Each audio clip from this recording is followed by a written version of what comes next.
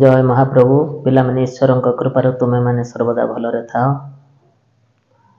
पूर्व अध्याय रे मु त्रिकोणमितिर इतिहास संपर्क रे एक वीडियो प्रस्तुत करी। जदि तुम्हें ताको एते पर्यंत देखिना तो निश्चित रूपे देखि नब।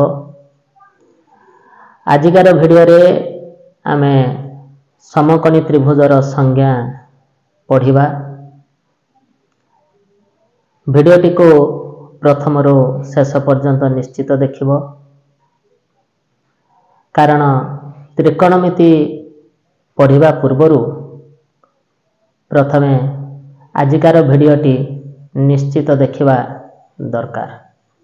पिला माने समकोणी त्रिभुजर संज्ञा कोण अनुसार जो त्रिभुजर गोटे कोणर परिमाण 90 डिग्री अर्थात समकोण ताहाको समकोणी त्रिभुज कहा जाए। बाहु अनुसार संज्ञाटी हला जो त्रिभुजर दुई बाहुर दैर्घ्यर वर्गर समष्टि एहार तृतीय बाहुर दैर्घ्यर वर्ग सह समान ताको समकोणी त्रिभुज कहा जाए। एवं समकोणी त्रिभुजर बृहत्तम बाहु को कर्ण एवं बृहत्तम बाहुर सम्मुखीन कोणटी समकोण होता है। वर्तमान पिला माने 3 सेंटीमीटर 4 सेंटीमीटर एवं 5 सेंटीमीटर दैर्घ्य विशिष्ट बाहु को नहीं जदि तुम्हें गोटे त्रिभुज अंकन करिवो तेबे तुम्हें निश्चित गोटे समकोणी त्रिभुज पाइबो। कारण पूर्वरु मो कहिछि जो त्रिभुजर बाहुद्वयर दैर्घ्यर वर्गर समष्टि एहार तृतीय बाहुर वर्ग सह समान हेबो उक्त त्रिभुजटी समकोणी त्रिभुज हेबो। अर्थात उक्त त्रिभुज रे AB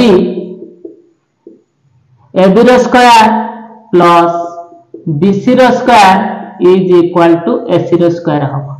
कारण AB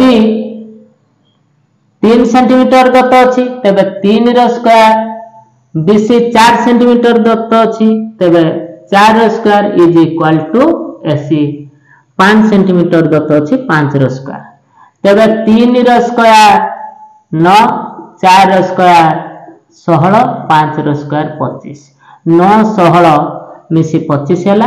तबे उक्त त्रिभुजटी समकोणी त्रिभुज। समकोणी त्रिभुजर बृहत्तम बाहु को कर्ण कहवा अर्थात एठारे AC कर्ण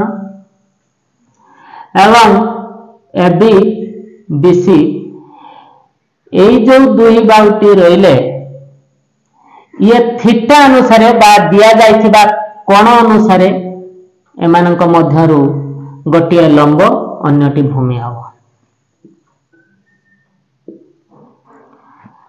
बृहत्तम बाहुटी कर्ण एठारे ABC समकोणी त्रिभुज रे AC कर्ण। मने कर ACB कोणर परिमाण थीटा तेबे दत्त थिबा कोणर सम्मुखीन बाहु अर्थात एठारे AB को लंब एवं BC को भूमि कहा जिवो। तेबे इंग्रजी रे कर्ण को हाइपोटेन्यूस कहा जाए, लंब को परपेंडिकुलर कहा जाए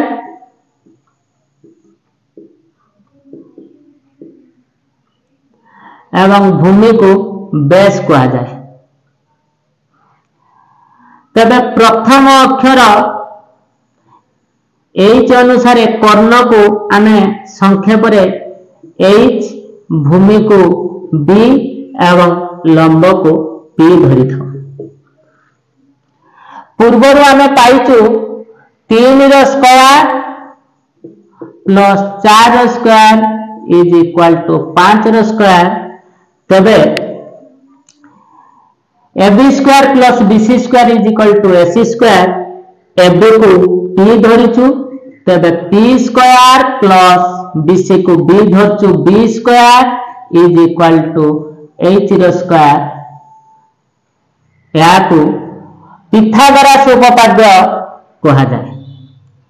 PBH को पिथागोरीय त्रयी कहबा P square plus B square is equal to H रो स्क्वायर एठारे P square plus B square is equal to H रो स्क्वायर को पिथागोरस उपपाद्य एवं PBH को आमे पिथागोरीय त्रयी बा मौलिक त्रयी कहि परिबा। तबे पिला माने आमे पाइलु P square plus B square is equal to H रो स्क्वायर तबे H रो square is equal to P square plus B square तबे H is equal to P square plus B square root over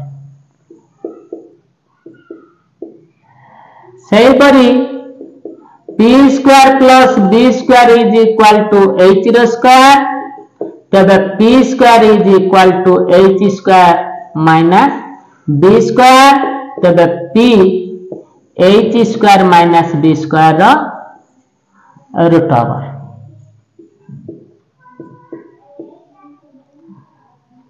पुनी P square plus B square is equal to H रो square तबे B square is equal to H रो square minus P square तबे B H square minus P square root over तबे जो सूत्र गुडी का वर्तमान बाहरिला आको निश्चित मन रखिबो। इकोनॉमिक्स रे व्युत्क्रम सूत्र रो प्रमाण वर्ग सूत्र रो प्रमाण एवं